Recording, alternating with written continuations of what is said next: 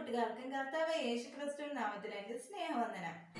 ഇന്ന് നമുക്ക് ഒരു ഭാവന കേൾക്കാം. ഭാവനയുടെ പേര് ലാസർ സ്വർഗത്തിൽ പോയപ്പോൾ. കണ്ണീരില്ലാത്ത നാട്ടിലേക്ക് ഞാനും വന്നു. ഹോ, ഇത് ഞാൻ കേട്ടതിലും മനസ്സിലാക്കിയതിലും വളരെ മനോഹരമാണല്ലോ. എന്നെ സ്വർഗം കാണിക്കുവാൻ 2 ദൂതന്മാർ വന്നു. ഞാൻ പറക്കുന്നത് പോലെ എനിക്ക് തോന്നി.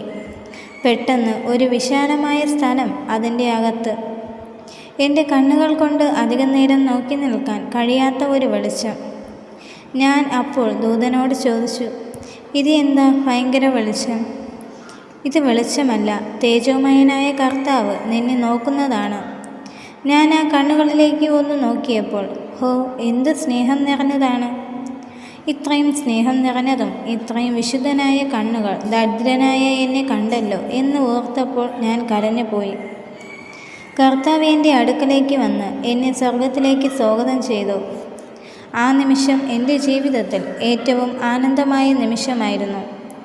കർത്താവാണ് പിന്നീട് എന്നെ സ്വർഗത്തെ കാണിച്ചത്. കർത്താവ് എനിക്കായി പണിത വീട് കാണിച്ചു. എൻ്റെ കണ്ണുകൾ സ്വർണം നിറഞ്ഞതായി മാറി.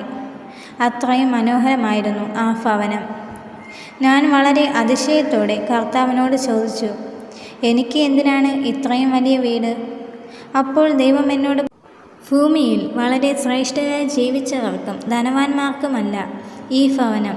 എനിക്ക് വേണ്ടി കഷ്ടം സഹിച്ച് വളരെയധികം കഷ്ടപ്പെട്ടവർക്ക് മാത്രമാണ് ഇത്രയും മനോഹരമായ ഭവനം എന്ന് പറഞ്ഞു.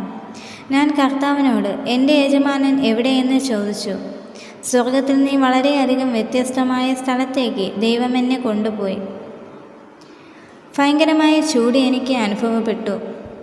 ഞാൻ കർത്താവിനോട് ചോദിച്ചു, എന്തിനാണ് ഇവിടെ എന്നെ കൊണ്ടുവന്നത്? അപ്പോൾ ദൈവം എൻ്റെ യജമാനനെ കാണിച്ചു തന്നു. ഞാൻ വളരെയധികം ഭയപ്പെട്ട് കർത്താവിനോട് ചോദിച്ചു, ഇത്രയും ധനവും സമ്പത്തുമുള്ള വ്യക്തിക്ക് ഇതാണോ സ്വർഗത്തിലെ വാസസ്ഥലം? അപ്പോൾ സ്നേഹവാനായ കർത്താവ് എന്നോട് പറഞ്ഞു, മകനെ, ധനവാനും സ്വർഗരാജ്യം കൊടുക്കും. പക്ഷേ ഞാൻ ഒരുപാട് പ്രാവശ്യം അവന് ഭൂമിയിൽ അവസരം കൊടുത്തു. എങ്കിലും രക്ഷിക്കപ്പെടുവാനോ നേർവഴിക്ക് വരുവാനോ അവന് മനസ്സ് വച്ചില്ല. ധനവാന്റെ വളരെ ദയനീയമായ അവസ്ഥ കണ്ടപ്പോൾ എനിക്ക് വളരെ സങ്കടം തോന്നി. കർത്താവ് എന്നോട് പറഞ്ഞത്, എൻ്റെ കൽപ്പന സ്വീകരിച്ചാൽ മാത്രമേ സ്വർഗരാജ്യം അവകാശമാക്കുവാൻ കഴിയുകയുള്ളൂ. ഞാൻ ഉടൻ തന്നെ കർത്താവിൻ്റെ കാൽക്കൽ വീഴുന്നിട്ട് കർത്താവിനോട് പറഞ്ഞു, ഒന്നുമില്ലാത്ത എനിക്ക് ഈ രക്ഷ തന്നുവല്ലോ എന്ന് പറഞ്ഞ് വളരെ കരഞ്ഞു. സ്വർഗരാജ്യത്തെ കണ്ട എനിക്കും നിങ്ങളോട് പറയാനുള്ളത് ഇങ്ങനെയാണ്. ഈ മഹൽ ഭാഗ്യം ഒരിക്കലും നാം നഷ്ടപ്പെടുത്തരുത്. രക്ഷ നമുക്ക് വളരെ അത്യാവശ്യമാണ്.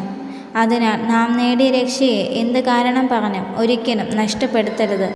നാം നഷ്ടപ്പെടുത്തിയാൽ സ്വർഗരാജ്യം കിട്ടുകയില്ല. ഈ ഭാവന എല്ലാ കൂട്ടുകാർക്കും ഇഷ്ടമായെന്ന് വിശ്വസിക്കുന്നു. ദൈവം നിങ്ങളെ എല്ലാവരെയും ധാരാളമായി അനുഗ്രഹിക്കട്ടെ. ആമേൻ.